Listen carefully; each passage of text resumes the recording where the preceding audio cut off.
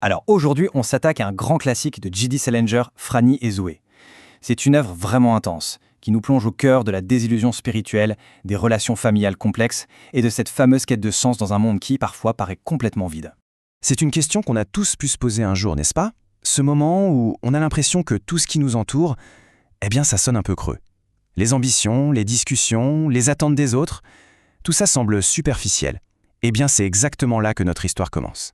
Et voilà notre personnage principal, Franny Glass. De l'extérieur, elle a tout pour elle. Brillante, étudiante, charmante. Mais à l'intérieur, c'est une autre histoire.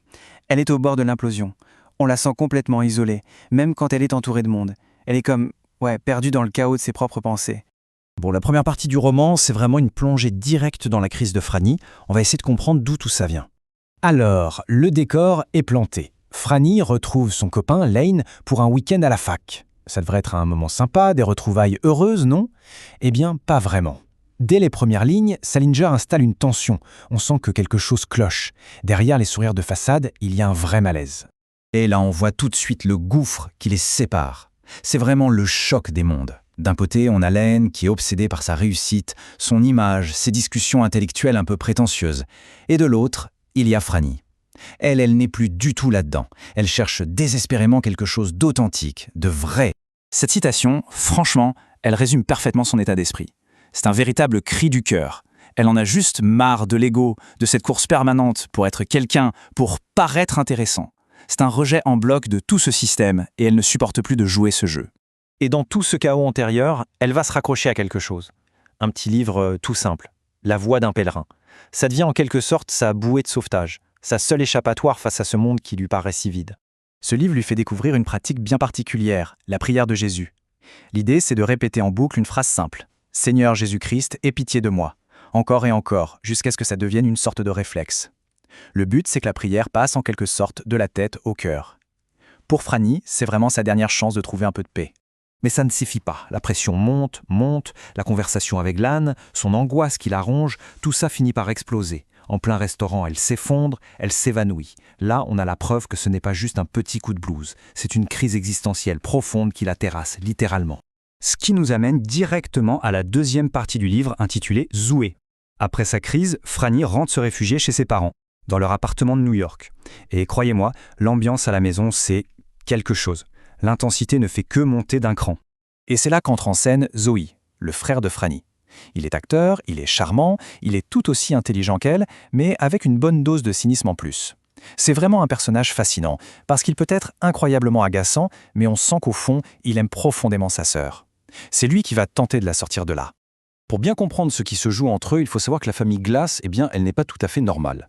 Ce sont d'anciens enfants prodiges, stars d'une émission de radio. Ils n'ont pas une éducation classique, ils ont été gavés de philosophie, de spiritualité orientale, le tout orchestré par leur grand frère. Et puis il y a l'ombre de Seymour, le frère aîné, un génie qui s'est suicidé et qui pèse sur toute la famille. Cette éducation, c'est à la fois un cadeau et un poison. Zoé, donc, va prendre les choses en main. Mais attention, sa méthode est loin d'être douce et réconfortante. C'est plutôt une sorte de thérapie de choc, un mélange d'amour fraternel et d'agacement pur. Au lieu de la réconforter et de lui dire que tout va bien se passer, il lui rentre dedans. Carrément. Il l'accuse de se servir de la spiritualité pour nourrir son propre ego. En gros, il lui dit « ta quête de pureté, c'est juste une autre façon de te sentir supérieur aux gens que tu juges superficiels. » C'est violent. Et cette phrase qu'il lui lance, elle est absolument centrale. Ce qu'il essaie de lui faire comprendre, c'est qu'être avide de trésors spirituels, ce n'est pas mieux que d'être avide d'argent ou de succès. Au final, c'est toujours l'ego qui est aux commandes. C'est un argument brutal, mais terriblement juste. Il met le doigt pile là où ça fait mal. Pour Zoé, Franny fait complètement fausse route. Elle utilise la prière comme une sorte de bouclier, une excuse pour fuir la réalité et les gens qui l'énervent. Mais ce n'est pas du tout ça, le but de la manœuvre. Non, le vrai but de cette prière, selon lui, c'est d'arriver à ce qu'il appelle la conscience du Christ. Ça ne veut pas dire devenir Jésus, mais plutôt développer une capacité à voir le divin en toute chose et en tout le monde, d'avoir une compassion immense sans aucun jugement. C'est quand même un objectif un peu plus ambitieux que de juste vouloir se sentir mieux. Mais même après ce sermon assez intense, Franny est toujours au fond du trou. Zoé sent bien qu'il n'a pas réussi à la faire bouger. Alors, il va jouer sa dernière carte.